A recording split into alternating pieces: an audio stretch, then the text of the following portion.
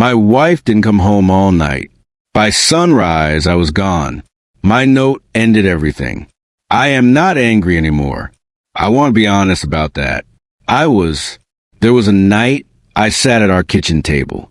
2 a.m, phone face down on the counter. No messages, no calls, just the sound of a house that was too quiet. I checked the driveway twice. Nothing. I went back inside. I sat back down. I told myself there was a reasonable explanation. I believed that for a while. But that night was not the first night. It was the fourth. And by the fourth night, something in me had already decided. I am going to tell you what I did before she ever walked back through that door, before she ever had a chance to explain, before she even picked up her phone. I was already gone. And the note I left behind, she is still living with what it said. Before we go any further, subscribe to Revenge Handler. This channel exists for every man who gave his best years and received betrayal in return. If that is hitting close to home right now, you are exactly where you need to be. Hit subscribe, because what I am about to tell you, you need to hear all of it. My name is Marcus. I am 44 years old. I was married for 11 years. I trusted her with everything I had. This is my story. Get comfortable, because the people in this story had every chance to do the right thing. They chose wrong. Every single time. Drop a comment below. Make sure you are subscribed. You are going to want to be here for this. And if you think you know where this is going, you don't. Not even close. The fourth time she did not come home. I did not call her. I did not text her. I sat in the kitchen with a glass of water, and I made a list, not of questions, not of accusations, a list of everything I already knew, and what I was going to do with it. She thought I was asleep when she finally came home, at 9:17 in the morning. She was wrong. I was not asleep. I was not there. Let me take you back to where this started. 11 years. That is a long time to build something. We met when I was 33. She was 30. I had just launched my logistics company. 3 trucks, 1 employee, an idea. She was there from the beginning. She saw the early mornings, the late nights, the years before the money made sense. And when the money finally did make sense, when the company had 30 trucks, when we had the house, when we had everything I said I would build, she was still there, or I thought she was. The late nights started small. A work dinner, a colleague's birthday, a drinks event she said was mandatory. I never questioned any of it. Not once. Because I was working late too. Because I trusted her. Because a man who builds something from scratch believes that the person beside him sees what it cost. She did not. Or she did, and decided it was not enough. I still do not know which one is worse. The first time she did not come home, she texted at midnight, too tired to drive, staying at Jen's. I said okay. I went to sleep. The second time, same message, different name. I said okay. I went to sleep. The third time, no message until 2 a.m. I was already awake when it came. I said okay. I did not go to sleep. The fourth time, no message, nothing, not at midnight, not at 2, not at 4, by 5 a.m. I knew, not because I found something, not because someone told me.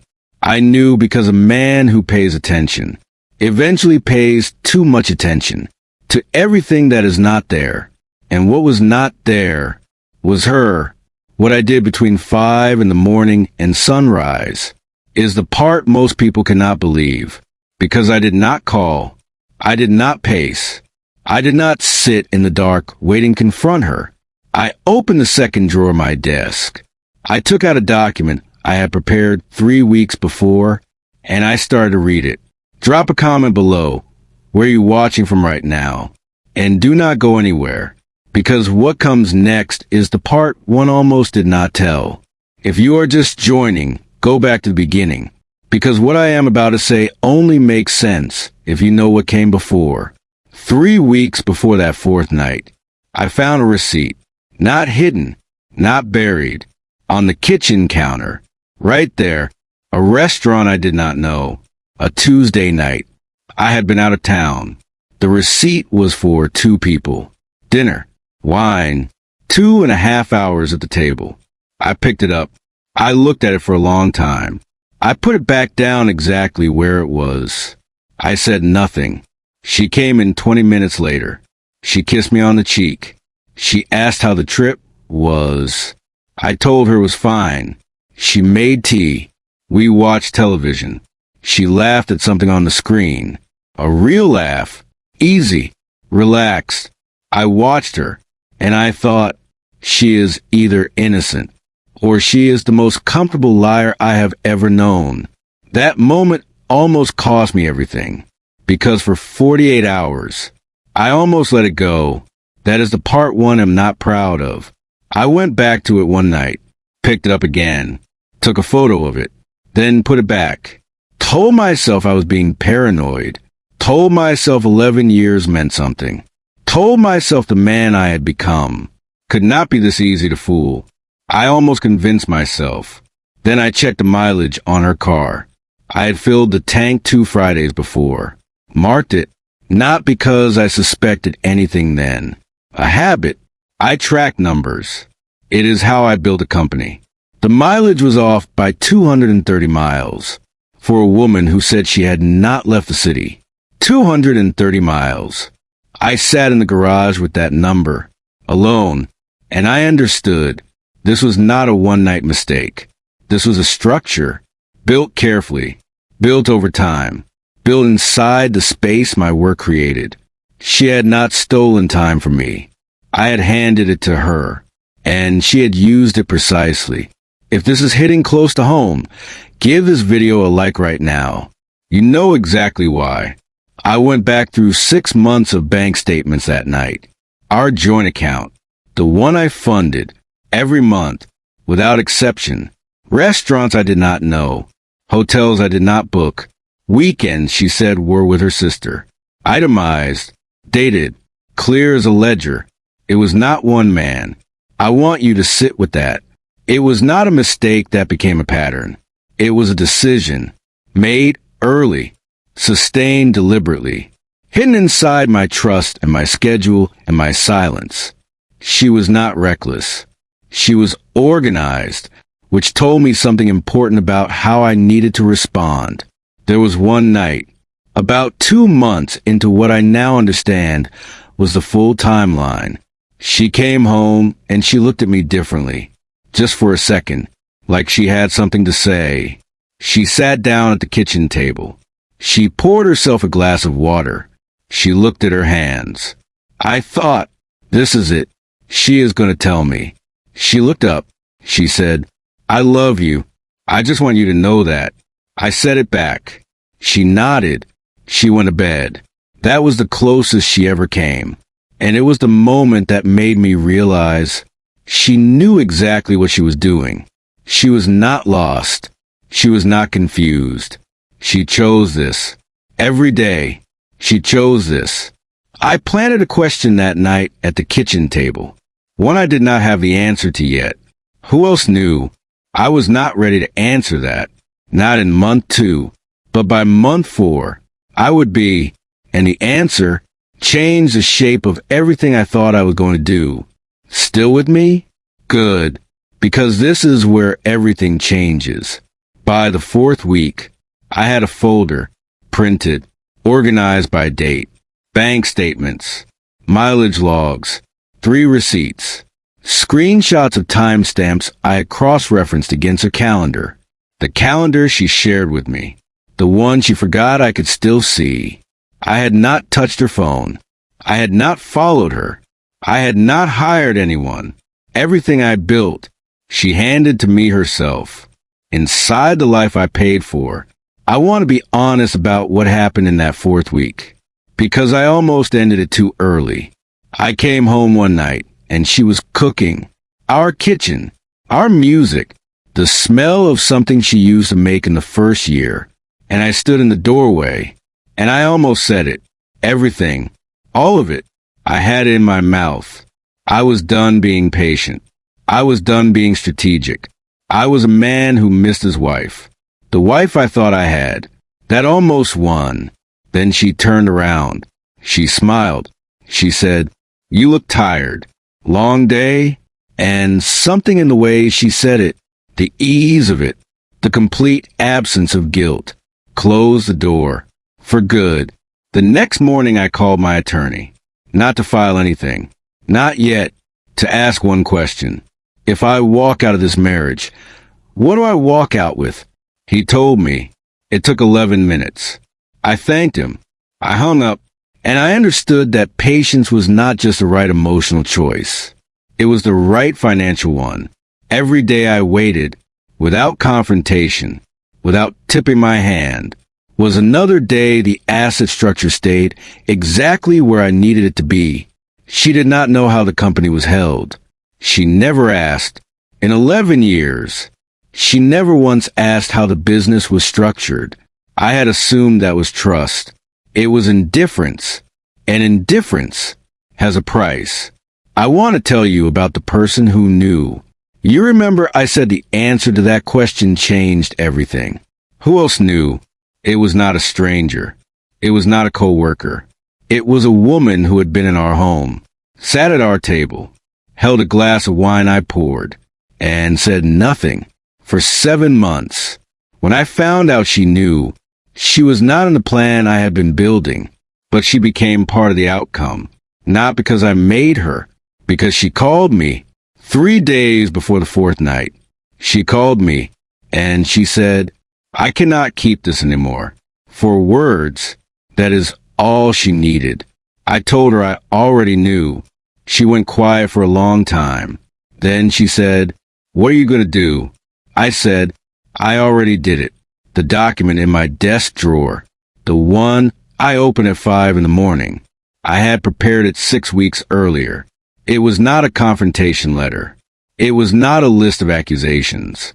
It was a clean, legal transfer of assets. Restructured, reviewed, signed, before that 4th night, before she did not come home. I had already moved, quietly, completely, without a single conversation. The plan was to wait 1 more week. Let the attorney confirm the final filing. Let the last transfer clear. I waited. Then that 4th night came, and I realized I did not need 1 more week. I was already done. The only thing left was the note. I sat at the kitchen table at 6 in the morning. I wrote it by hand, 4 sentences. I will not read them to you word for word. That is hers. But I will tell you what they said in plain terms. I told her I knew. I told her how long I had known. I told her the house was hers to keep, because I no longer needed it. And I told her the account she relied on would show a 0 balance when she checked it that morning. Not because I emptied it in anger, because the business that funded it no longer had her name connected to it. It never had. She just never thought to look. We are almost at the end. Subscribe now if you haven't, because what I did and what it cost her, I have never told anyone the full version until right now. You stayed. Good. Because this right here is the part that changed everything. She came home at 9:17. I know the exact time because the security camera I installed 6 weeks prior, the one she did not know about, logged it. I was not there to see her face, but I have the footage. I have watched it once. That was enough.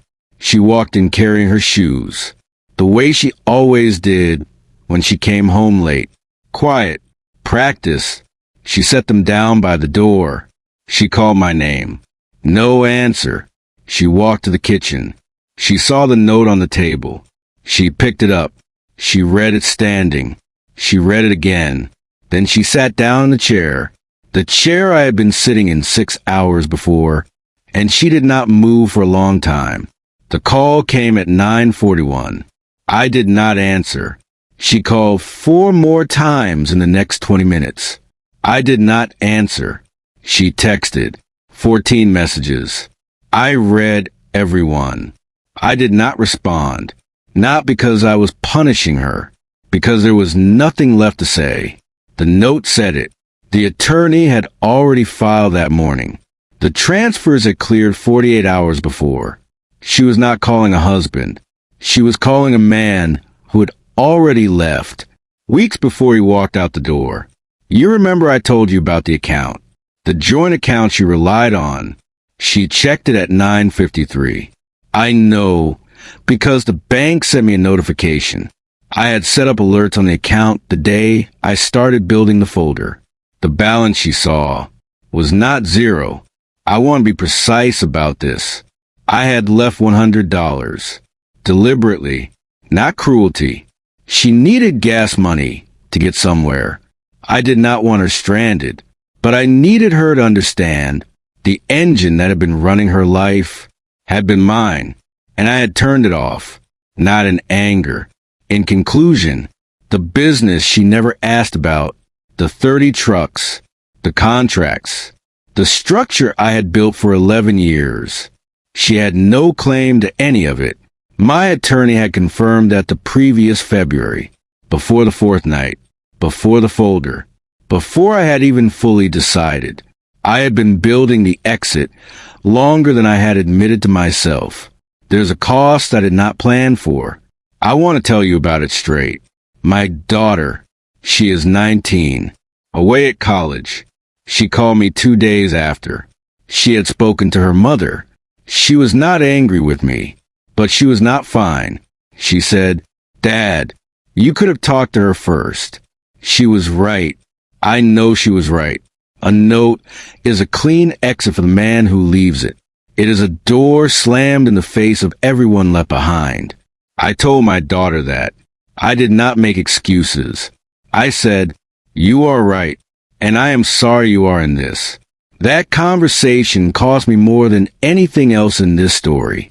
More than 11 years. More than the money. My daughter's voice on that phone, asking why I did not choose differently. That is the thing that does not clean up. Victory with zero cost is fantasy. This is the cost. I carry it. You remember the woman who called me 3 days before? The one who said she could not keep it anymore. She lost a friendship too. That was not my doing. But it happened because when it all came out, she was standing in the middle of it, and everyone who had been in that circle knew she had known. Accountability does not ask who is ready for it.